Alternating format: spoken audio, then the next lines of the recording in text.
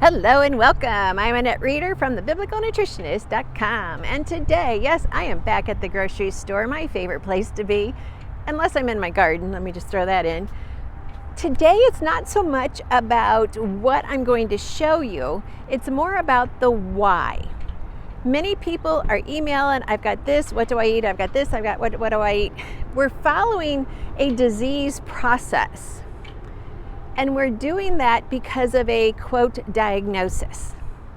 I want to tell you these words. If this is all you hear me say, I want you to understand these words. Your diagnosis is not your destiny.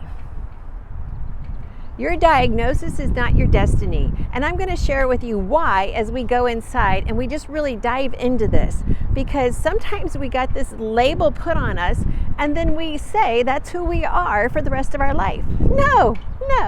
God did not create your body like that. God did not create his foods to let that settle in on you like that. So, can't wait to go inside.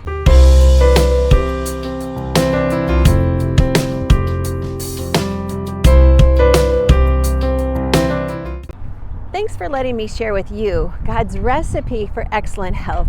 It's all about helping you to be confident with your food choices, confident with your health, and most importantly, confident with understanding how much God loves you and he desires to have a personal relationship with you.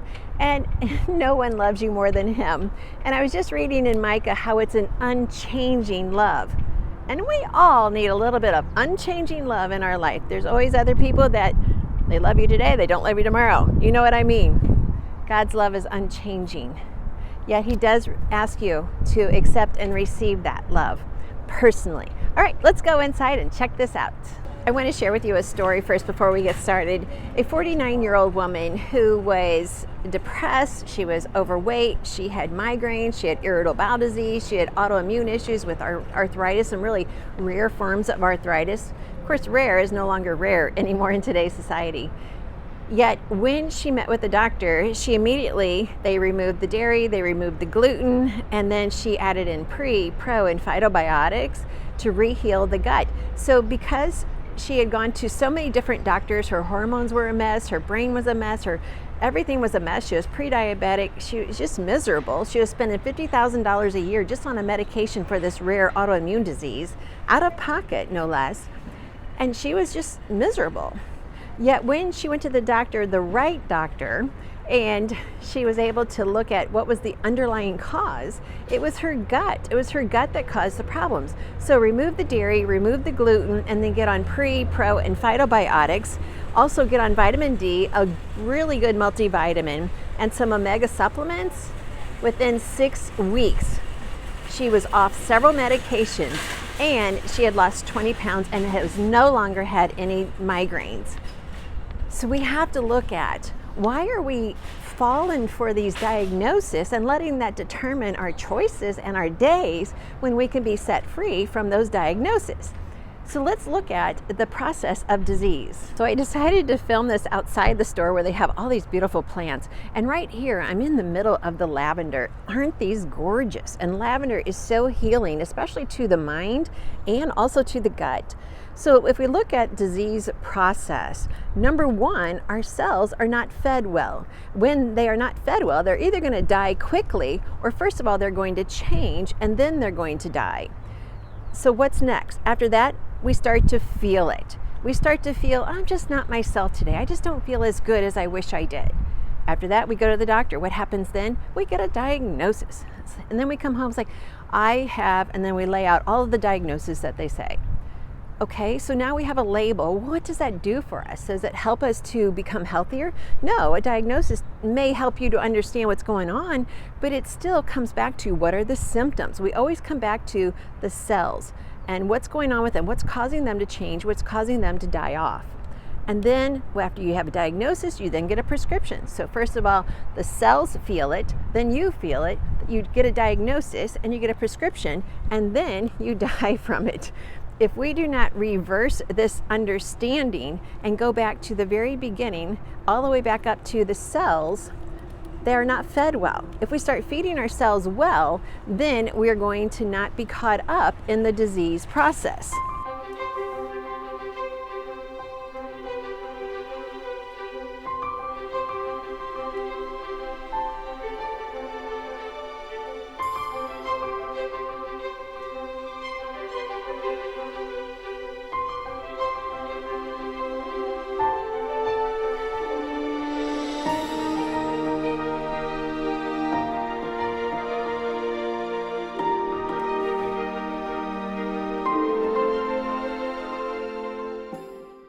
I also wrote out this sign for you as well. I want you to understand food and what types of foods we are dealing with. So first, top is always going to be real food is really good. Your cells are going to take it in. They know what to do with real food, and they can use that real food to reignite their living ability. Your stem cells are going to be healthier. You're going to be able to make stem cells into the cells that you need. The telomeres are going to stay strong and even to lengthen, and that is exactly how God designed us. So we live a long life, we live a healthy life, and then you die, but you die with no aches and pains. We then move from real food down to minimally processed. Okay, it might be milled, it might be roasted, it might be fermented, or it might be lightly pasteurized. Now we talked about minimally processed foods. So that would include when the grocery stores make their own salsa. It's very common for them to do so because they usually have some tomatoes they need to use up and some peppers and some onions. So this would be a minimally processed. A more pasteurized process is if you're buying it in the jar already that's been heated. Okay, so those are our best two options, but from there we go down to processed foods. So we have what's called processed culinary ingredients. So it might be refined, it might be seasoned, such as your oils, your butters, and your sugar. So it's been processed and then it's used for cooking. But then we come down to what is processed foods. Well, processed foods is when we have additions added to it, oils, salts, sugars, everything to make a food taste better than it actually is, or better than it actually can be, because now that it's processed. So what happens is it's been cooked, it's removed the nutrients, and we've enriched and we've replaced different ingredients, mostly with synthetic supplements or synthetic ingredients, which means a lab experiment. But then we come down to ultra processed. And then I just have to say, where's the food? There is no food, nothing of real quality for your cells to take in. So you've got additives, you've got gases have been used to extract the nutrients, if there's anything left to the life of those nutrients. Heat has been used, solvents have been used, and it may have food substances included. So in other words, you may have a little bit of food included, but mostly you're going to have a lab experiment. So what I want you to see by understanding the different processes of processing of food is that the more we eat the ultra processed, the sooner we're going to be in the disease process. So in order to bring ourselves up to a healthier level, or to where we have less ailments, we have to get back to the real food, and which is really good food. That's where we have to land, which is why I bring you so often to the grocery store, so we can understand this and enjoy it.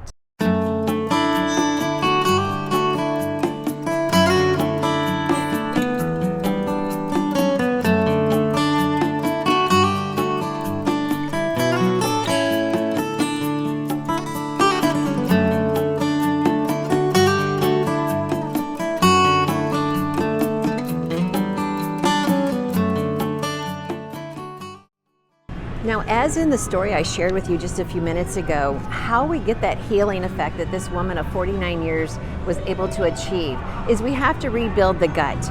And we have to start with 7 to 9 cups of vegetables per day. Yes, you can have 1 or 2 fruits, and we'll talk about that. But we need our dark greens. So that could be your green or your red lettuces. You'll also see some of your dark greens down here. Right here we have the parsley and the cilantro. That counts as your dark greens. The asparagus, the Brussels sprouts, the broccoli, the broccolini, broccoli crowns. We have the kale and the collards, all dark leafy greens.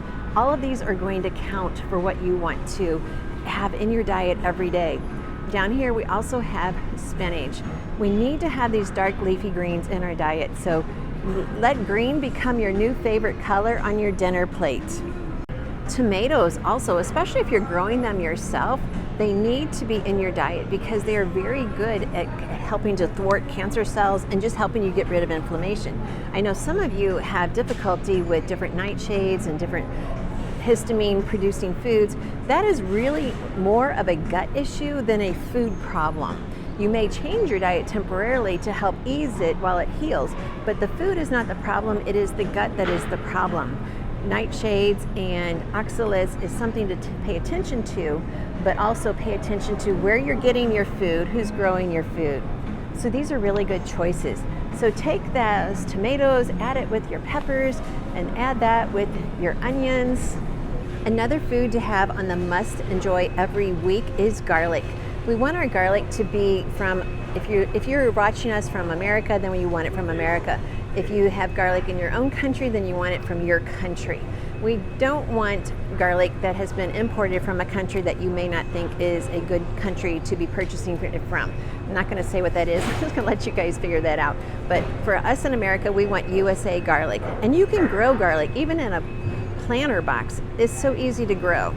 So now that we have garlic, and yes, onions is always a good food, we added in tomatoes and the peppers, we have instant salsa. Making your own salsa means you control it, it's very minimally processed, and you get all of the benefits. Citrus is always going to be health promoting. And don't forget to watch my video about the 2 fruits that really help to thwart cancer cells and also boost your immune system. It's grapefruits and organic oranges. Apples, I always eat 1 organic apple per day. Must be organic because apples are heavily sprayed. We do not need more pesticides in our body. So a pesticide kills bugs. Well, our body has more bugs in us than it has us. So we don't want any pesticides in our gut to kill off the good bacteria. So getting a good organic apple every day in your diet is going to do wonders for your health. Another food that is really good for anti-inflammation is going to be your wild-caught fish. So as you can see there, we have for sale today, we have the wild-caught yellowfin tuna. When you buy the salmon that's not wild-caught, we're recognizing through all the different research that it's actually loaded with pesticides and agricultural contaminants. That's the last thing we want in your blood supply and going into your cells. So while I'm here, I'm picking up some wild-caught yellowfin tuna and also some fresh flounder. Flounder is always wild-caught, very delicious. My husband even enjoys it. Well, there we have it. Let's go from managing disease to reversing it. And once again, let me just share with you again, your diagnosis is not your destiny. That is not how God created your body, that once the cells die, you're done. Well, if enough cells die, you are done. Let me just say that. But just like this monkey has been fixed and brought back into the store, so we have our flippin' monkey back at Tom Leonard's, your body needs to be restored as well. You want to be refreshed with God's goodness. You want to be restored so the nutrition gets into the cells bring back life into your body. You have more joy, and joy is actually a choice, but you just feel the joy more. You have the mindset, the mental clarity, depression lifts, overweight goes away, and you're able to just finish this life well. So remember 3 John verse 2, it says, "Beloved, I pray that in all respects that you may prosper and be in good health, just as your soul prospers." Well, that's my prayer for you today, no matter what country you're watching in. I love that we have so many people in South Africa and Australia and Europe and of course America and all of the Americas watching this video, because I just want to share with you how much God loves you. So remember 3 John 2, "Beloved, I pray that in all respects you may prosper and be in good health." That is my prayer for you, just as your soul prospers. Thanks for watching The Biblical Nutritionist, and thanks for letting me share with you God's recipe for excellent health.